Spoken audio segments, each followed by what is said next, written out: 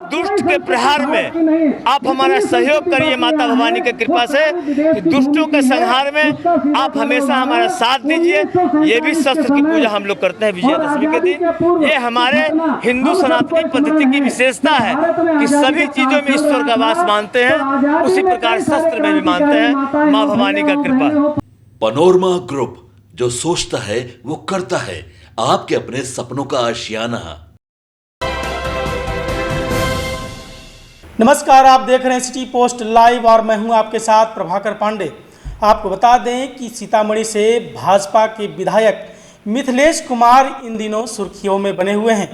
नवरात्र के प्रथम दिन यानी कलश स्थापन के दिन वो सभी दुर्गा पंडालों में तलवार लेकर और तलवार बांट रहे थे, साथ ही साथ रामचरितमानस भी बांट रहे थे। उनका कहना था कि यहाँ के युवाओं में शस्त्र और शास्त्र के दोनों की ज्ञान देना जरूरी है। जब शस्त्र और शास्त्र का ज्ञान होगा तभी ये देश समृद्ध होगा। और एक बार फिर शारदीय नवरात्र के विजयदशमी के दिन वह शस्त्र पूजा आरएसएस के साथ करते दिखे हैं। शस्त्र पूजा कर रहे हैं, उसमें खतरनाक हथियार भी हैं और वो शस्त्र पूजा करते दिख रहे हैं। वीडियो में साफ दिखाई दे रहा है कि मिथिलेश कुमार यहाँ शस्त्र पूजा कर रहे हैं और शस्त्र पूजा करते इस समय उन्होंने कहा कि आज मैं तलवार सभी लड़कियों को, सभी बेटियों को दे रहा हूँ, क्योंकि ये अपने खिलाफ जो हो रहे हैं इनके साथ दुर्व्यवहार और अत्याचार, उसके खिलाफ ये खुद ही लड़ेगी और यदि ज़रूरत पड़े तो उन अपराधियों को, उन उन्मादियों को तलवार से हाथ काटने का भी काम करेगी। इस तरह की बातें कहते नजर आए मिथिलेश कुमार। उन्होंने कहा कि मैं समाज के सभी लोगों को आह्वान करता हूं कि जो भी बेटियों पर अत्याचार करे और दुराचारी हो, उनको, पापियों को हाथ काटने का काम करें। यदि इस तरह से नहीं करेंगे तो उनका मनोबल बढ़ता रहेगा। और ये कहते हुए तलवार बांटते दिखे, साथ ही साथ दुर्गा सप्तशती चंडी का पुस्तक भी साथ में दे रहे थे। तलवार के साथ इस पूरे मुद्दे पर ये बांटते दिख रहे हैं मिथिलेश कुमार। साथ ही साथ इनका पहले भी विरोध किए हैं विपक्ष के कई नेता और एक बार फिर पूर्व विधायक सुनील कुमार भी विरोध जताते नजर आ रहे हैं। क्या कुछ कहते नजर आ रहे हैं, छोड़े जाते हैं आपको उनकी बातों के साथ। दुष्ट के प्रहार में आप हमारा सहयोग करिए माता भवानी की कृपा से कि दुष्टों के संहार में आप हमेशा हमारा साथ दीजिए। ये भी शस्त्र की पूजा हम लोग करते हैं विजयादशमी के दिन। ये हमारे हिंदू सनातनी पद्धति की विशेषता है कि सभी चीजों में ईश्वर का वास मानते हैं, उसी प्रकार शस्त्र में भी मानते हैं। माँ भवानी का कृपा। इतने दिनों बाद क्यों याद आया? इससे पहले क्यों? इससे पहले भी करते थे शस्त्र पूजा, परंतु आपको पता है कि शस्त्र पूजा जब हम पूजा पे बैठते तो वहाँ करते थे, लेकिन आप सबों के आशीर्वाद से जब आपने मुझे जनप्रतिनिधि बनाया, उसके बाद प्रथम वर्ष में कोरोना रहा, 1.5 साल में भीषण दुर्घटना में पड़ा रहा। तो यहाँ तो हम लोग कहते हैं कि सभी कुछ देवी की इच्छा से होती है। तो कोरोना भी हुआ, उसमें देवी की इच्छा, भगवती इच्छा। दुर्घटना हुआ, वह भी भगवती की इच्छा, तो और ये भी भगवती की इच्छा। तो दुर्घटना के बाद जब मैं चलने के लायक हुआ, लोगों के बीच में जाने के लायक, तो भगवती से प्रेरणा मिली कि शस्त्र पूजन में तुम शस्त्र प्रदान करो और शास्त्र भी प्रदान करो, रामायण भी प्रदान करो।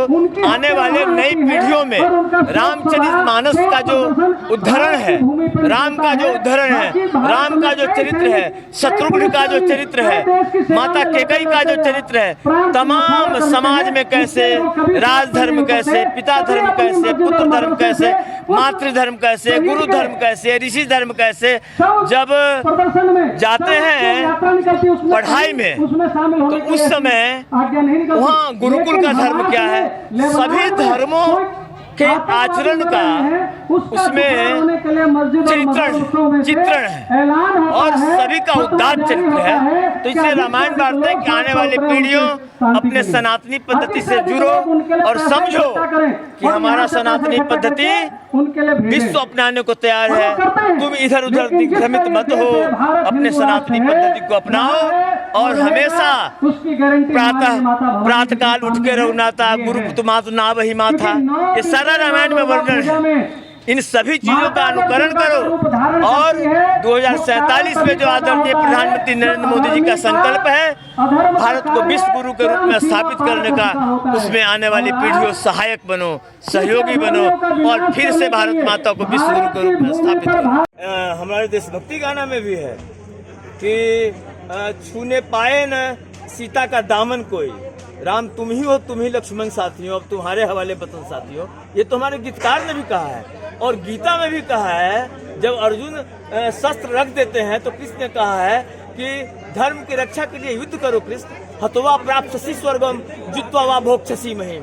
अगर युद्ध में जीतते हो तो धरती का भोग करोगे और धर्म युद्ध में अगर तुम्हारी हत्या होती है तो तुम्हें स्वर्ग प्रदान होगा। अभी आपने बोला कि भी गीता में अभी कहा आपने है। थोड़ी देर पहले बोला कि दुराचारी जो होगा उसका हाथ काट देंगे।